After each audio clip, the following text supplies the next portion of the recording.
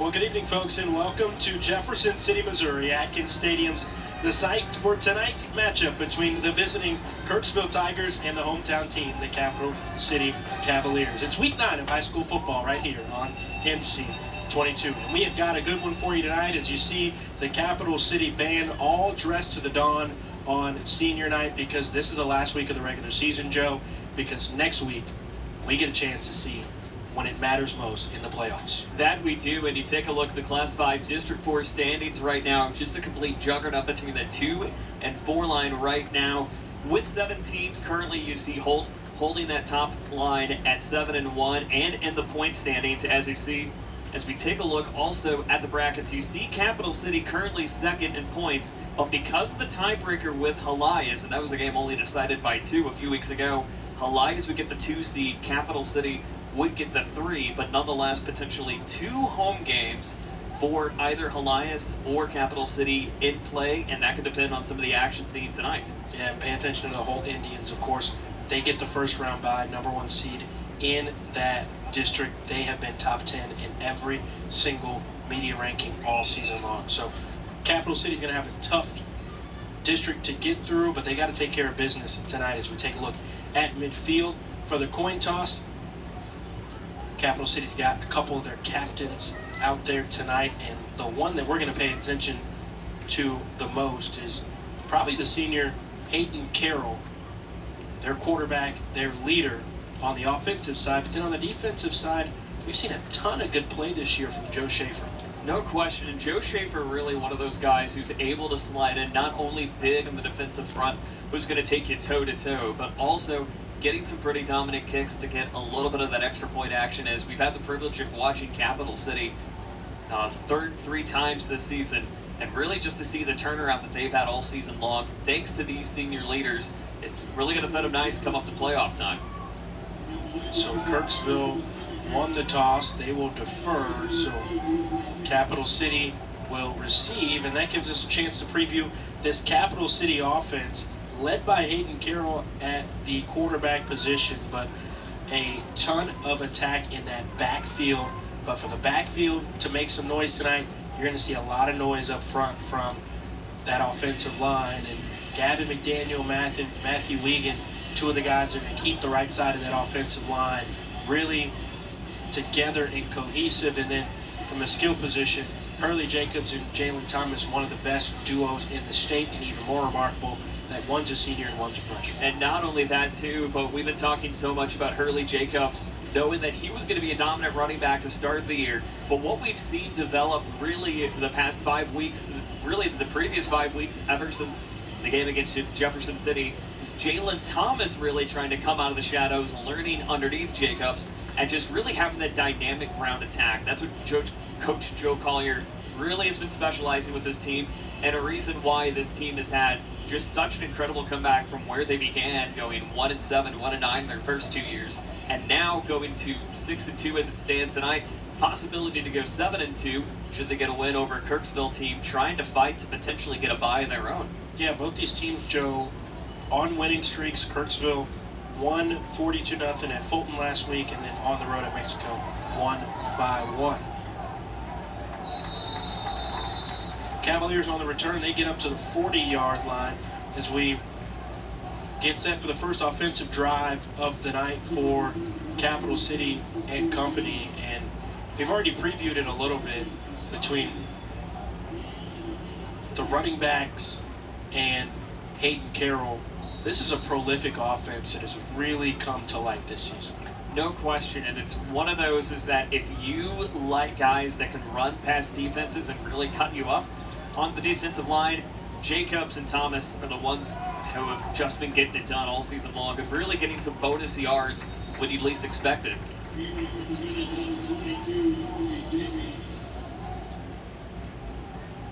See Jacobs featured as that lead running back in this duo. And I think one of the most astounding things about him is not only is he over 1,000 yards on the season, but 130 plus yards average per game. I mean, once again, that's just the prolific, just size and figure that he has, but also, too, just his ability to read through defenses, and as we mentioned, even with the yard runs that you might get, 3-4 yards, he's able to kind of make that 6 or 7 just by his dominance and also some help from his front of line too. This time it goes to Thomas, handoff left, and close to the first down marker.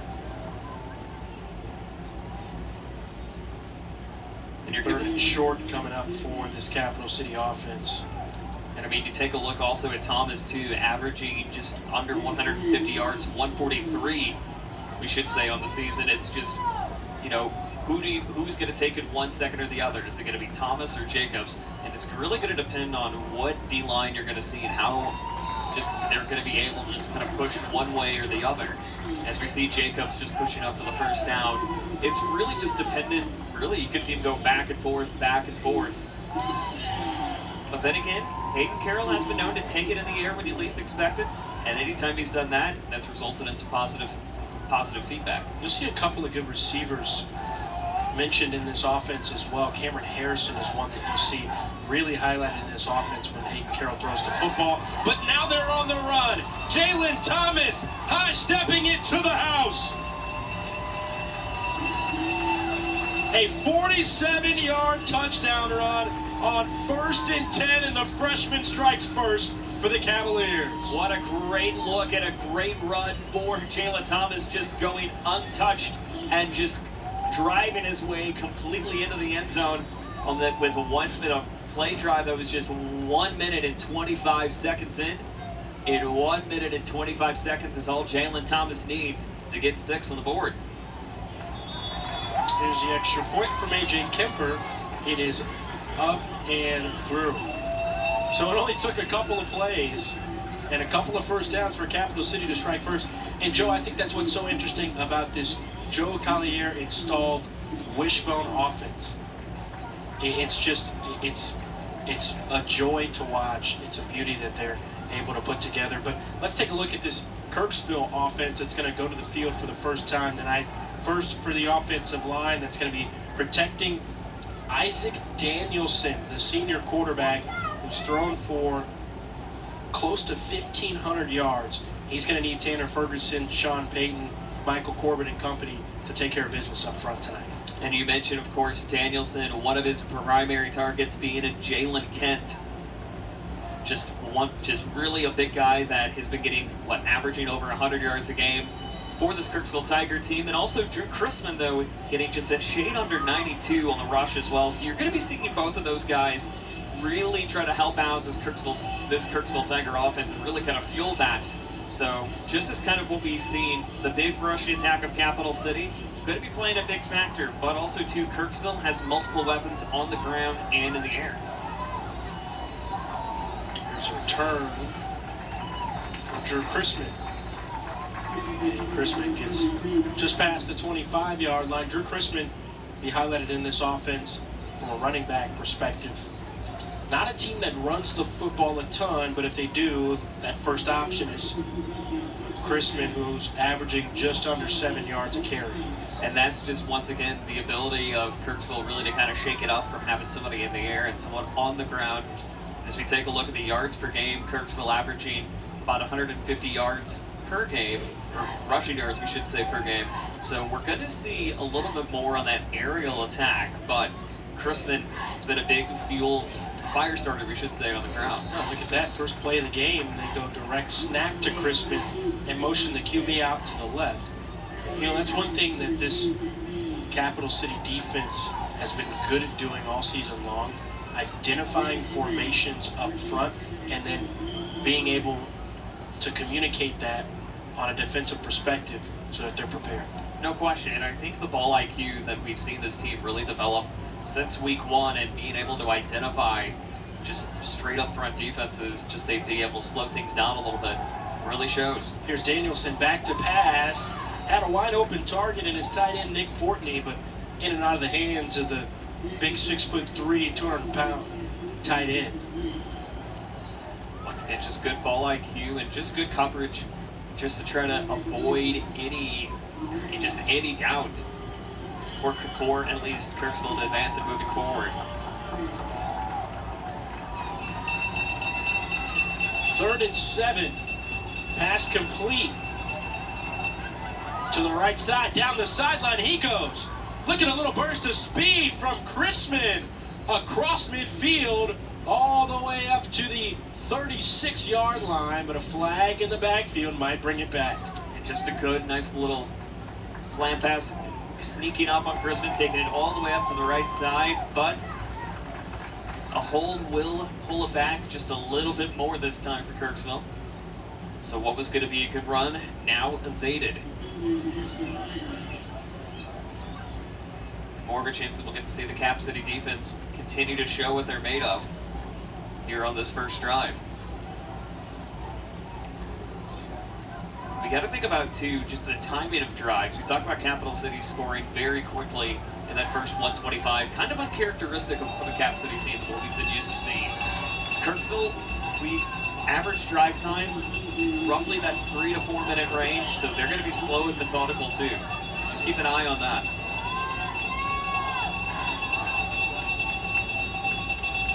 Now 3rd and 20 after the penalty, and here comes another yellow hanky. Another false start on the offense is going to bring them back just a little bit more. And this is not the way that you want to start the first drive of your game.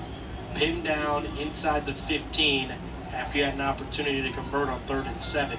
Now 3rd and 25.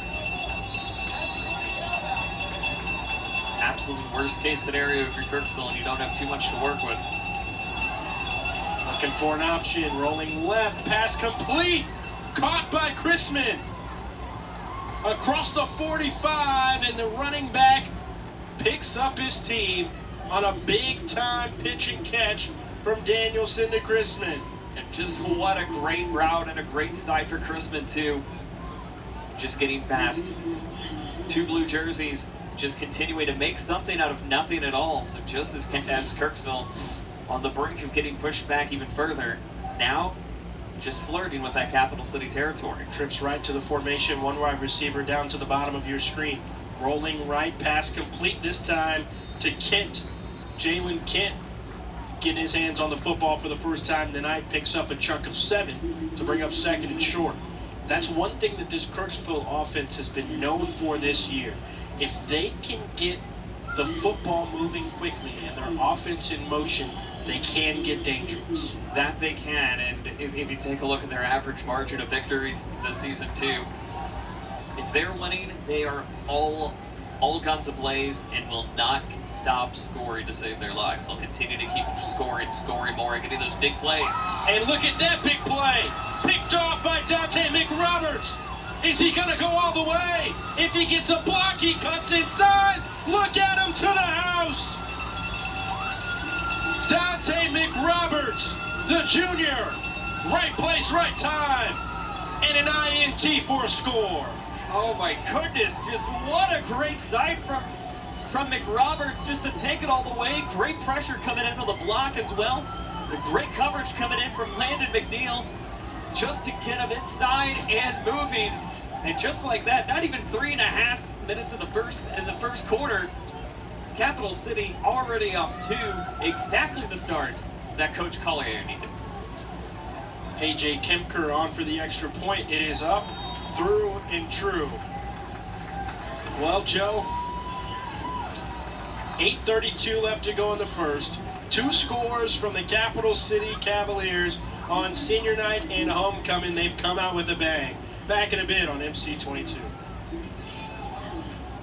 At Mediacom, we believe that whether you live here, or right here, or way out in the middle of anywhere, you should have access to fast, reliable internet. That's why we were one of the first to bring gig speeds to every customer we serve. Why we're blazing new paths to bring fast internet even further. And why we're leading the way in developing one of the nation's first 10G platforms. It doesn't matter where you are. With Mediacom, you're always moving forward. Welcome back to Mid-Missouri High School football. It's week number 9 between Capital City and Kirksville. Cam Thomas alongside Joe Northern as we get you all set and ready for the rest of the first. We've had a huge first quarter already, Joe. Capital City comes out. Just under 10 plays in their first drive. They strike first, the big 40-plus yard touchdown run from freshman Jalen Thomas. And then Dante McRoberts just took back a pick six for 40 yards to make it 14-0 after 2 good extra points from A.J. Kempkrew. And if you're Joe Collier, how else could you have wanted to start senior night and homecoming in the biggest season of your tenure as the head coach of this program? Well, I mean, not only that, but it's also the underclassmen getting it done, and the freshmen with Thomas in touchdown number 1, and then McRoberts, the junior, getting the INT for the score.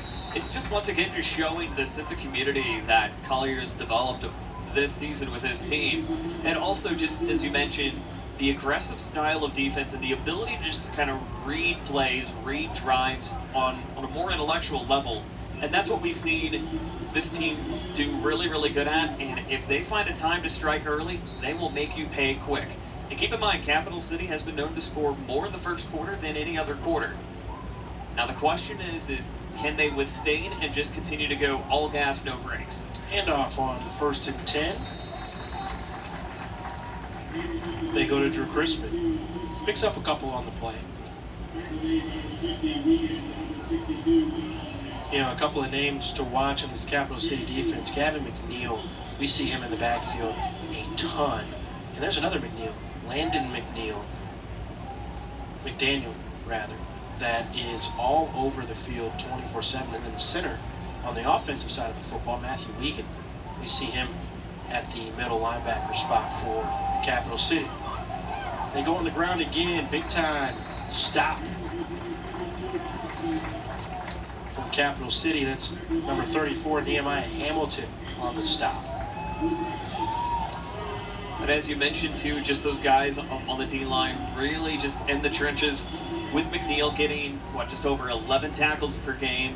Wiegand, of course, just a share under 10. And just, the defensive pressure that this team has been known to play. McDaniel, we should also mention, 5 sacks on the season thus far.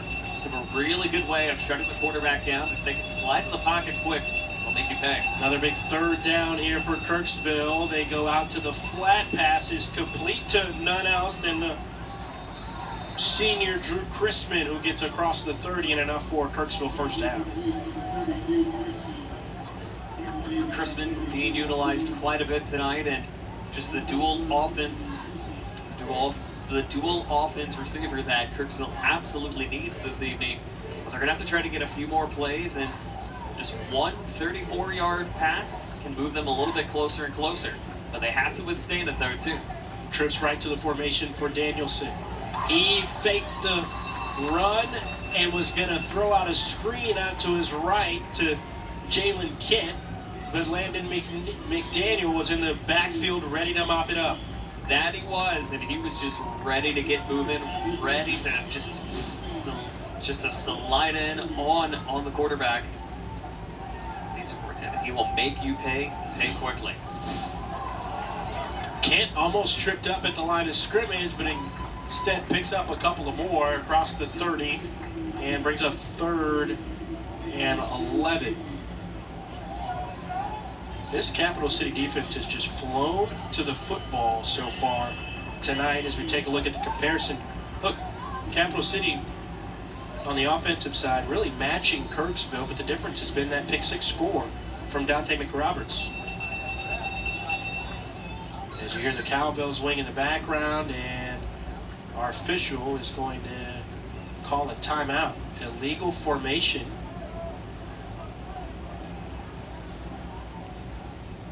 Looks like that's going to be on Kirksville to push him back just a little bit further, but no penalty. They stay where they are. I think it was a clock issue. So he had the play clock reset. And it brings up a 3rd and 11. And now there's a flag on the field. Something wasn't right before that play commenced. So side judge comes in and makes a call. So offsides on the defense, and you wonder if that's attributed to all the commotion that was going on at the line of scrimmage there, as it seemed like neither one of the offense or defense knew, along with the officials, what was going on there. No question, it was just a tale of who's moving first, Are we set to go on second? And how are we going to try to get out of this third down? Jackson Farewell comes in at running back. Danielson rolling out to his left. Pass is caught. Drew Chrisman just enough for the first down. He's been the #1 target tonight for Isaac Danielson. And you wonder if that's because Kent has had so much pressure on him here in the first couple minutes of the game. I mean, no question. I mean, once again, Chrisman, not the name that you're seeing getting the most yards and the most plays for the Tigers, but definitely a target that they're always going to try to look out for. Had a man downfield, did Isaac Danielson, but couldn't get it to him as he was rolling out to his right. And it gives Kirksville an opportunity to reset on 2nd and 10.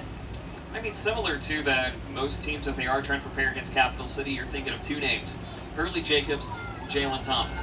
If Capital City was trying to think of trying to stop Kent, maybe more so than Chrisman. Chrisman being utilized in multiple ways tonight. Here's a handoff. Goes to Jackson Farewell, his first time carrying the football tonight.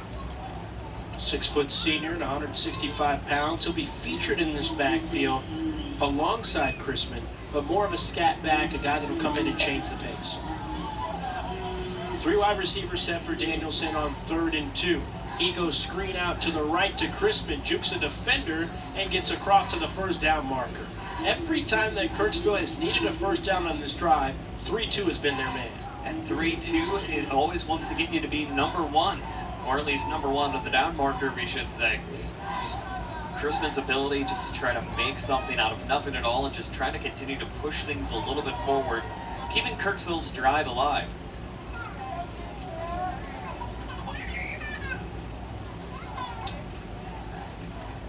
First and 10. Option left. Pitch it to Chrisman. No, says Joe Schaefer in the backfield quickly to give Kirksville a loss of 4. And once again, just a great push coming in from Joe Schaefer just to say, no, not today. Easing up Chrisman and also getting another blue jersey in there as well. What a weekend. Reaching 4 minutes to go here in the first. 2nd and 14. Flag on the play. Pass is complete over the middle. And lunging up to the 39-yard line is Chrisman. But let's see what the flag is all about and if there will be